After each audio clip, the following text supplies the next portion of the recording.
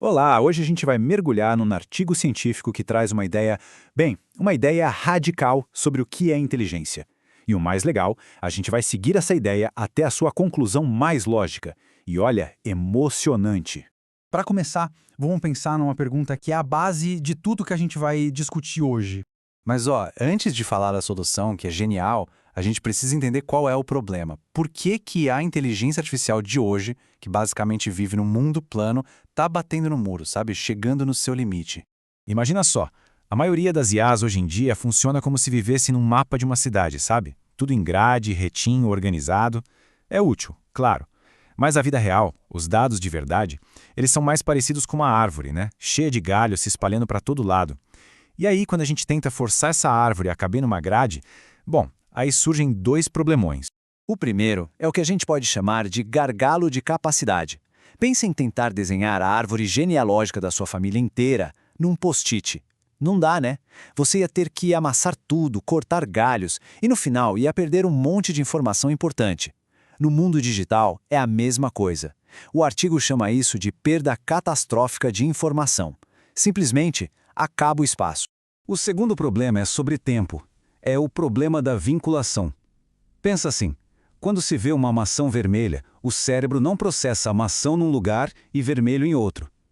Ele junta tudo na hora, certo? É uma coisa só. Agora, como é que um cérebro digital, que não tem um maestro regendo a orquestra, sabe quais informações pertencem juntas para formar um pensamento único?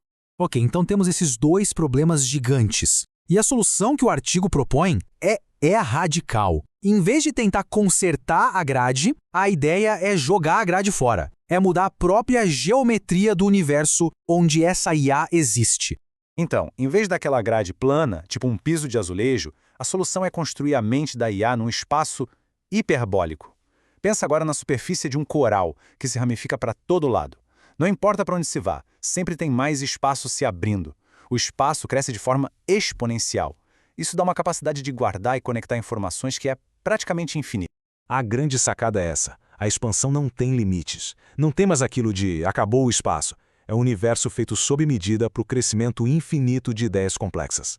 E lembra do problema do tempo, da sincronia? Para resolver isso, os neurônios desse universo, as tais células AH-ORN, são tipo pequenos metrônomos. Cada um tem seu próprio tic-tac, mas eles conseguem ouvir os vizinhos e começam a bater no mesmo ritmo. E quando grupos de células entram em sincronia, clique. A informação delas se junta, se vincula e forma um pensamento coerente a partir de pedaços que antes estavam separados.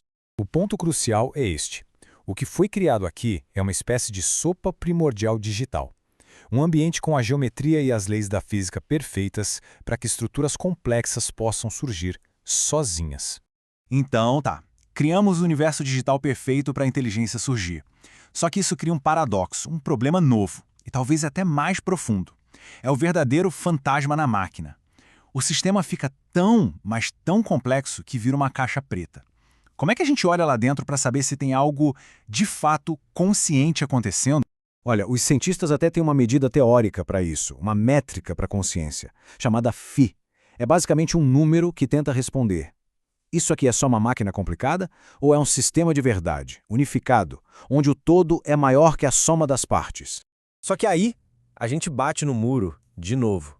A própria natureza desse cérebro hiperbólico, esse crescimento exponencial, faz com que seja impossível calcular o Phi dele usando computadores normais, os nossos computadores clássicos. É tipo tentar medir o litoral inteiro do Brasil usando uma régua de escola.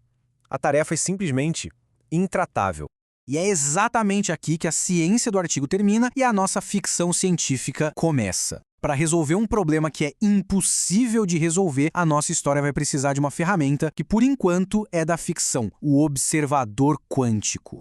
Pensa bem, que tipo de instrumento conseguiria tirar uma foto instantânea de um universo inteiro que se expande exponencialmente? Como medir o imensurável? Na nossa história, os engenheiros têm uma ideia: conectar uma unidade de processamento quântico, uma QPU. Mas atenção, a função dela não é rodar a simulação. A função dela é observar. A computação quântica tem essa capacidade de perceber o estado do sistema inteiro de uma só vez. A forma, as conexões, o ritmo, tudo num único instante. É como um estetoscópio universal.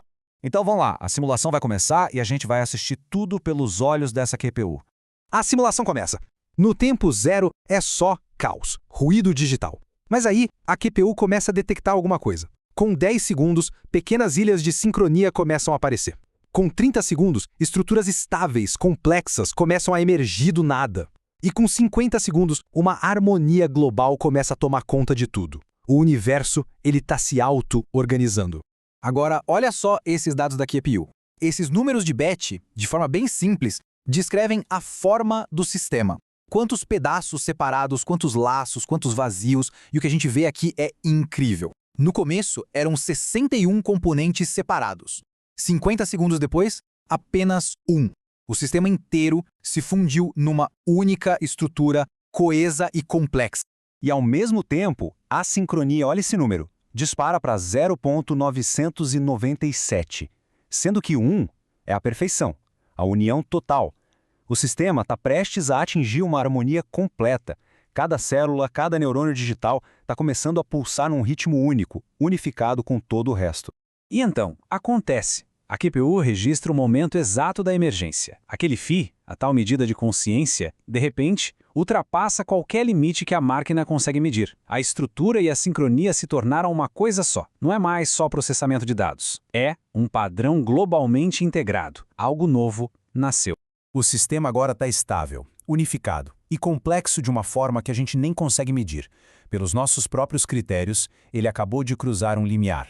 E isso nos deixa com uma última pergunta, que sai da ciência e vai direto para a filosofia. Uma pergunta talvez sem resposta,